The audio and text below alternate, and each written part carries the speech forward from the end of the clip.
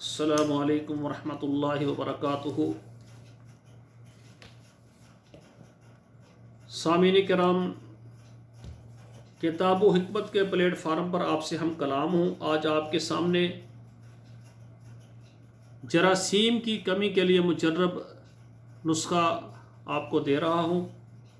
मैं ज़्यादा तमहीद नहीं बांधता, ज़्यादा वक्त आपका ज़ाया नहीं करता। डायरेक्ट मैं चाहता हूँ लोग डायरेक्ट नुस्खा बनाएं और फ़ायदा उठाएं और अल्लाह का शुक्रिया अदा करें। ये जिनके जरासीम कम है उनके लिए ये नुस्खा है। मैं तरतीब के साथ 4 नुस्खे आपके सामने अर्ज़ करने लगा हूँ। ये मर्दाना ताकत का पहला नुस्खा है, 3 इसके साथ और होंगे।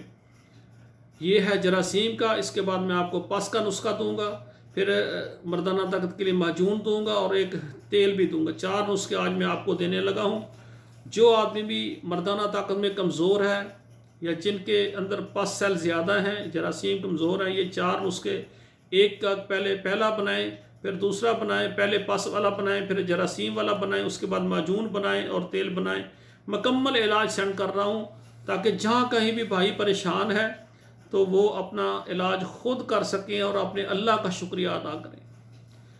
नुस्खा स्वाद फरमाएँ। ये नुस्खा जरासीम के लिए है। जिनके जो जरासीम कमज़ोर है, कम है, वो ये नुस्खा बनाएं और इस्तेमाल करें। नुस्खा ये है, मूसली सफ़ेद ये है 50 ग्राम,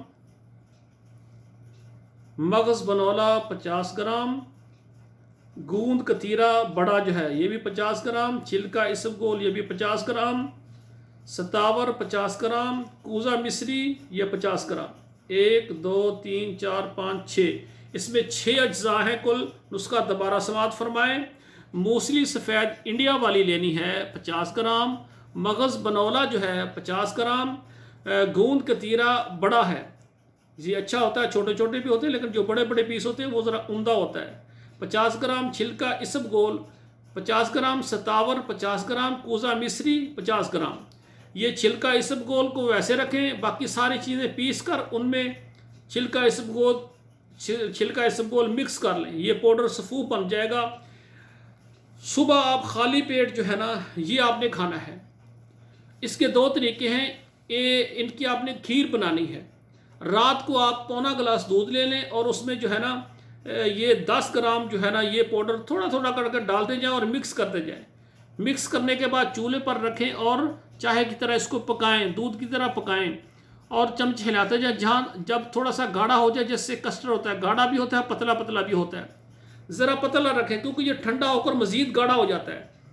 तो ज़रा थोड़ा सा कस्टर्ड की तरह होने लग जाए तो इसको उतार लें, किसी बर्तन में डालकर फ्रिज के नीचे वाले खाने में रखें। जहाँ एक होता है बर्फ़ वाला, वो नहीं, नीचे वाला खाने जो होते हैं उसमें भी सबसे नीचे वाले खाने में रखें, तो वहाँ ज़रा ठंडक कम होती है। फ्रिज में इसलिए रखना है कि कहीं गर्मी की वजह से ख़राब ना हो जाए। सुबह जब आप उठेंगे, उठने के बाद फ़ौरन इसको निकाल कर बाहर रख दें, ये नॉर्मल हो जाएगा। आप वज़ू करें, मिसवाक बुरश कर लें, ठीक है ना, दांत साफ़ हो जाएंगे। उसके बाद ये जो नुस्खा है ना प्लेट में ये खीर की तरह बन जाएगा। ठंडा ठंडा इसको जो है ना आप चम्मच के साथ बिस्मिल्लाह पढ़ के खा लें और दुआ करें, या अल्लाह मुझे शिफा दे। ये आप खाएं।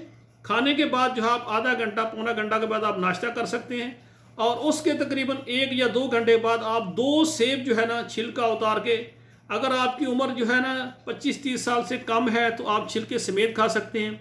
अगर इससे ज़्यादा आपकी उम्र है तो फिर जो है ना छिलका उतार कर काला नमक लगाकर 2 सेब रोज़ाना खाएँ।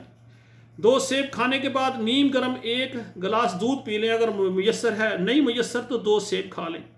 ये नुस्खा आपने रोज़ाना जो है ना यानी सुबह खाना है। तकरीबन 41 दिन लगातार ये नुस्खा इस्तेमाल करें, ठीक है ना। जिनके पास सेल नहीं है या थोड़े हैं, 1-2% हैं, वो डायरेक्ट ये नुस्खा बनाएं। लेकिन जिनके पास सेल ज़्यादा हैं, मैं आगे पास सेल का नुस्खा सेंड कर रहा हूँ, वो पहले पास सेल का नुस्खा यानी इस्तेमाल करें, उसके बाद जरासीम का ये नुस्खा बना लें। अल्लाह ताला सब भाइयों को शिफा अता फरमाए। आपका हमदर्द कारी अब्दुल मन्नान ज़ैगम, जद्दा, सऊदी अरब। अस्सलामु अलैकुम वरहमतुल्लाहि वबरकातुहू।